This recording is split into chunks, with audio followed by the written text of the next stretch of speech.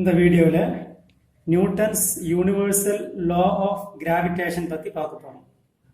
Newton's universal law of gravitation. இந்த law என்ன சொல்லுதுன்னா, இந்த யூனிவர்ஸில் இருக்கக்கூடிய எல்லா பார்ட்டிக்கிளுமே, every particle in this universe attract each other particle.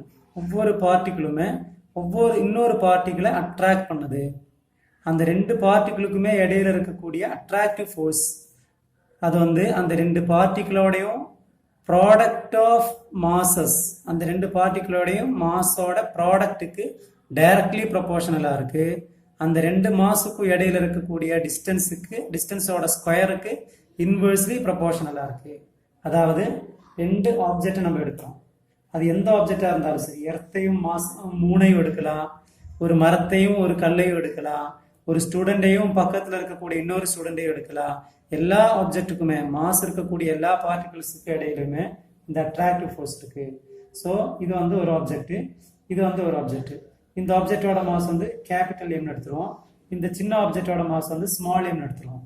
இந்த ரெண்டுக்கும் இடையில இருக்கக்கூடிய டிஸ்டன்ஸை ஸ்மால் ஆர்னு எடுக்கிறோம். இப்போ according to Newton's universal law of gravitation, இந்த பெரிய ஆப்ஜெக்ட் இந்த சின்ன ஆப்ஜெக்டை அட்ராக்ட் பண்ணும் இந்த டைரக்ஷன்ல. அதே மாதிரி இந்த சின்ன ஆப்ஜெக்ட் இந்த பெரிய ஆப்ஜெக்டை அட்ராக்ட் பண்ணும் இந்த டைரக்ஷன்ல. ஸோ இந்த ரெண்டுக்குமே இடையில ஒரு அட்ராக்டிவ் ஃபோர்ஸ் இருக்கு. அந்த ஃபோர்ஸை டிரைவ் பண்றதுக்காக தான் நியூட்டன் இந்த லா சொல்லியிருக்காரு. So according to this law, the force of attraction between two masses is directly proportional to product of their masses, capital M into small m, and also inversely proportional to square of the distance between them.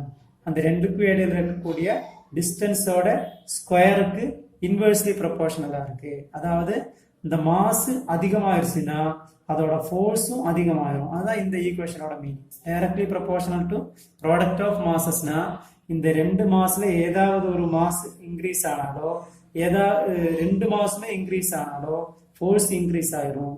ரெண்டு மாஸ்லயும் ஏதாவது ஒரு mass degrees ஆனாலோ, ரெண்டு மாசுமே குறைஞ்சாலோ அதோட force குறைஞ்சிரும். Inversely proportional to square of the டிஸ்டன்ஸ்னா, இந்த distance இந்த ரெண்டு பார்ட்டிகளுக்கு இடையிலுமே இருக்கக்கூடிய டிஸ்டன்ஸ் ஒரு பார்ட் கம்மியானா அந்த ஃபோர்ஸ் அதோட ஸ்கொயர் டைம் அதிகமாயிரும். Inversely proportional to square of the distance. Distance கம்மியாயிருச்சுன்னா ஃபோர்ஸ் அதிகமாயிரும், டிஸ்டன்ஸ் அதிகமாயிருச்சுன்னா ஃபோர்ஸ் கம்மியாயிரும். அது எவ்வளவுக்கு கம்மியாகுதுன்னா, இது ஒரு பங்கு குறையுதுன்னா இது அதோட ஸ்கொயர் டைம்ஸ் அதிகமாயிரும். அதுதான் இதோட மீனிங். இப்போ இது நம்ம இப்படி எழுதலாம், F is proportional to capital M small m divided by r square. இந்த ப்ரொபோர்ஷனாலிட்டி சைனுக்கு பதிலாக ஒரு கான்ஸ்டன்டை இன்ட்ரோடியூஸ் பண்ணலாம். F is equal to G capital M small m divided by r square. This law is known as Newton's universal law of gravitation. இதுல Gங்கிறது gravitational constant, universal gravitational constant.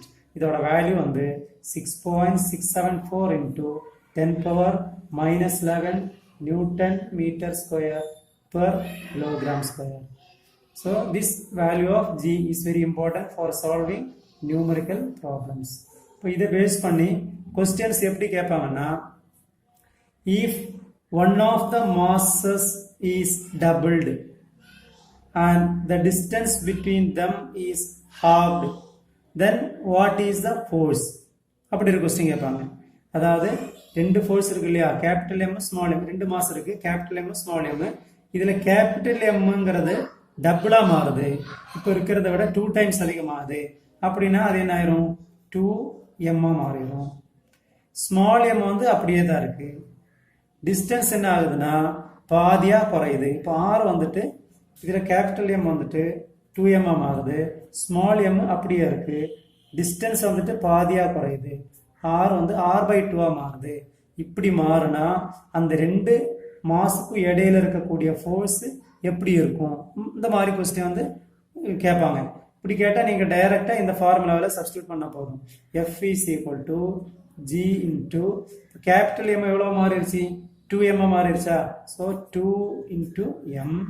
Small M எவ்வளோ இருக்கு, அதே தான். Small M change ஆகல, so small M divided by R எவ்வளோ R by டூவாக குறையுதா so R by two the whole square. இப்போ என்ன ஆகும் இது அப்படியே எழுதுங்க இந்த 2 அப்படியே ஃப்ரண்டில் எடுத்துருங்க 2g capital M small M divided by R by two whole ஸ்கொயரை நம்ம எப்படி எழுதலாமா R square divided by 2 square divided by 2 ஸ்கொயர்னா எவ்வளோ 4 அந்த 4 அப்படியே மேலே எடுத்துருங்க 4 மேலே எடுத்தால் இன்ட்டு 4 ஆயிரும். ஸோ இந்த 4ஐயும் இந்த 2ஐயும் மல்டிப்ளை பண்ணால் 8 gmm by R square.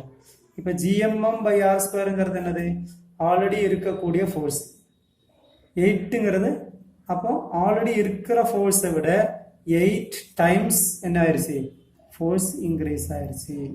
So the new force F dash எடுத்துருவோம் F dash is equal to 8 times of initial force F. இதை டிஃபரண்ட் காம்பினேஷனில் கேட்பாங்க 2 மாதம் டபுள் ஆனால் ஃபோர்ஸ் எவ்வளோ 2 மாதம் பாதியாக குறைஞ்சா ஃபோர்ஸ் எவ்வளோ டிஸ்டன்ஸ் டபுள் ஆனால் ஃபோர்ஸ் எவ்வளோ டிஸ்டன்ஸ் பாதியாக குறைஞ்சா ஃபோர்ஸ் எவ்வளோ இந்த மாதிரி டிஃபரண்ட் காம்பினேஷனில் கேட்பாங்க. Very very simple. இந்த ஃபார்முலாவில் அப்படியே என்ன காம்பினேஷன் சேஞ்ச் ஆகுதோ அதை அப்படியே இந்த ஃபார்முலாவில் சப்ஸ்டியூட் பண்ணால் உங்களுக்கு ஈஸியாக ஆன்சர் கிடச்சிடும். So this is Newton's universal law of gravitation.